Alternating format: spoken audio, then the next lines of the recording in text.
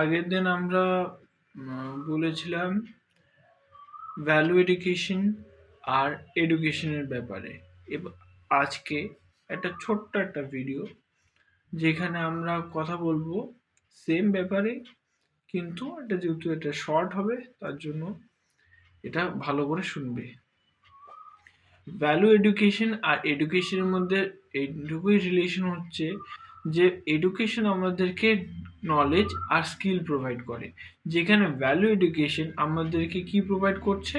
Knowledge তো দিচ্ছেই, তার সাথে ওটার জন্য হলিস্টিক ডেভেলপমেন্ট। এবার হলিস্টিক ডেভেলপমেন্টটা কি জিজ্ঞাসা করে নিচ্ছে।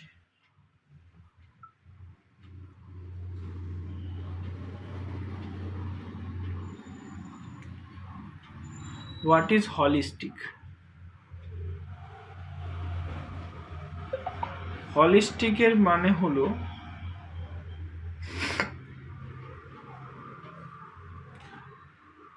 holistic considered as a whole thing rather than a collection of parts.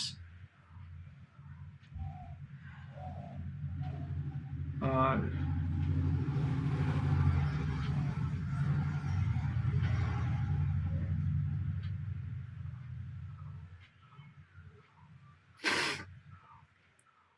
সামগ্রিক, হলিস্টিক মানে হচ্ছে সামগ্রিক।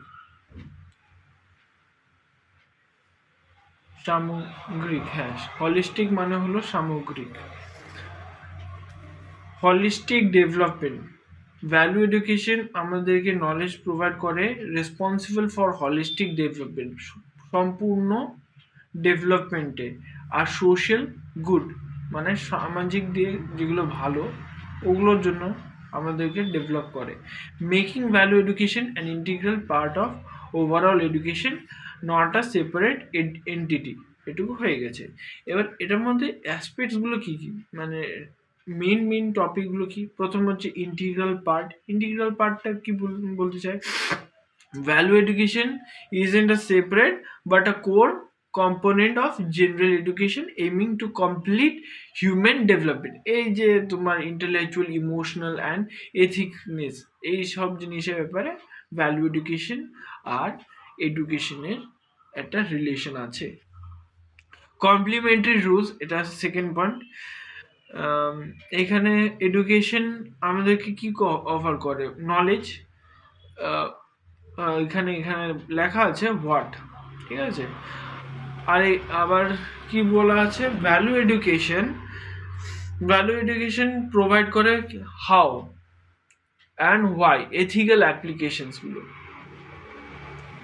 Fostering balance personality. আর এরপরের তৃতীয় পয়েন্টটাতে হলিস্টিক ডেভেলপমেন্ট, যেটা আগে বলেছিলাম। হলিস্টিক ডেভেলপমেন্ট, ওই education build cognitive abilities and value education nurtures the moral compass and character leading to well rounded individuals. মানে সম্পূর্ণ দিক দিয়ে ডেভেলপ হওয়া, মানে সোশ্যালি এবং মোরাল কম্পাস, মানে ওই সোশ্যালি, ইমোশনালি আর ক্যারেক্টার বিল্ডিং, এটা একটা। এরপরে হচ্ছে অ্যাপ্লিকেশন অফ নলেজ, এটা তৃতীয় point. It ensures students apply their academic learning constructively and ethically for social benefit, fostering social responsibility and harmony. এটাতে কি দেয়? এটাতে আমাদের মধ্যে সোশ্যাল একটা রেসপন্সিবিলিটি, সমাজের দিক দিয়ে একটা দায়িত্ব নেওয়া, আর হারমোনি মানে পিস, হারমোনি, ভালো শান্ত শিষ্ট। তারপরে হলো ক্যারেক্টার বিল্ডিং, যেটা সেম হলিস্টিক ডেভেলপমেন্টের মধ্যেই ছিল, এরা এক্সট্রা পয়েন্ট দিয়ে দিয়েছে। ক্যারেক্টার বিল্ডিং স্পেসিফিক্যালি এখানে ফোকাস করা হচ্ছে টিচিং ভার্চুস লাইক রেসপেক্ট, সম্মান, ফেয়ারনেস, জাস্টিস, যেটা কি খুবই দরকার, crucial for personal success and societal contribution. আর সেম কথা।